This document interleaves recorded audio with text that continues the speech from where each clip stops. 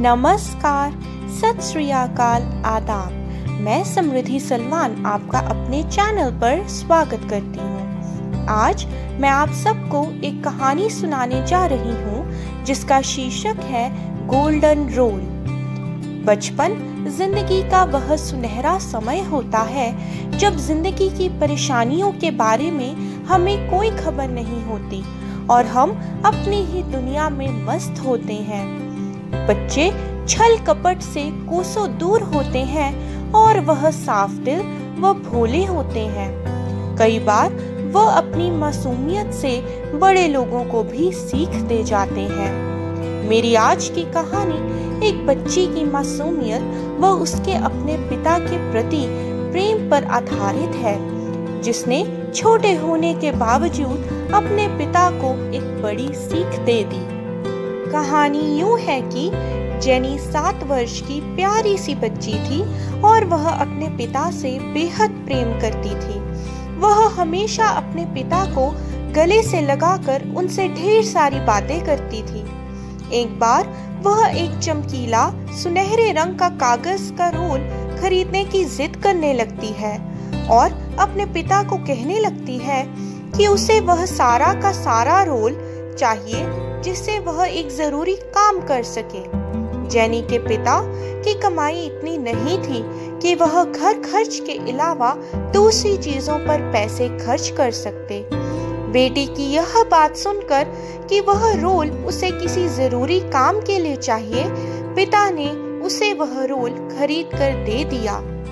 अगले दिन उसके पिता ने वह रोल मेज पर पड़ा देखा और वह अपनी बेटी को डांटने लगे कि तुमने इतना महंगा रोल खरीद तो लिया पर अब उसका इस्तेमाल भी नहीं कर रही।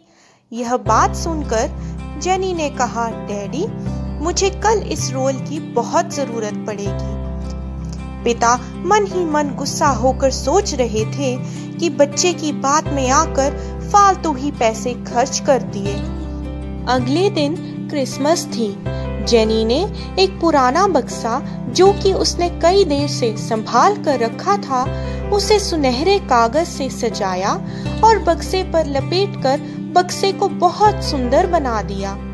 फिर वह अपने पड़ोसी व दोस्त जॉन के घर गई और वहां उसके क्रिसमस ट्री के नीचे उसने वह बक्सा रख दिया। कुछ देर बाद वह बक्सा अपने घर ले आई और उसने अपने पिता को थमा दिया और कहने लगी, डैडी, ये आपके लिए क्रिसमस का तोहफा। जेनी के पिता ने वह तोहफा खोला और गुस्से से कहने लगे, क्या तुम इतना भी नहीं जानती कि जब किसी को तोहफा देते हैं तो खाली नहीं देते, इसमें तो कुछ भी नहीं है। पिता की डांट सुनकर जेनी की आंख से आंसू बहने लगे और वह कहने लगी, डैडी, यह खाली नहीं, मैंने भगवान से प्रार्थना की और भगवान का आशीर्वाद इस बक्से में डाल दिया। मैंने इसमें बहुत सी आपके लिए विशेस और प्रेयर्स भी डाली हैं, जिससे मेरा प्यार हमेशा आपके साथ रहे। यह सब सुनकर जेनी के पिता रोने लगे। उन्हें अपने किए पर बहुत दुख हुआ और उन्होंने जेनी को गले से लगा लिया और कहने लगे, मेरी छोटी सी बेटी अब कितनी समझदार हो गई है। अगले दिन से डैडी रोज उस बक्से को खोलते और हंसते व अपनी बेटी की बातें याद करते। दोस्तों, हमारे जीवन में कुछ चीजें ऐसी हैं जो हमें दिखाई तो नहीं देती, पर वह हमारे जीवन को खूबसूरत बनाती हैं।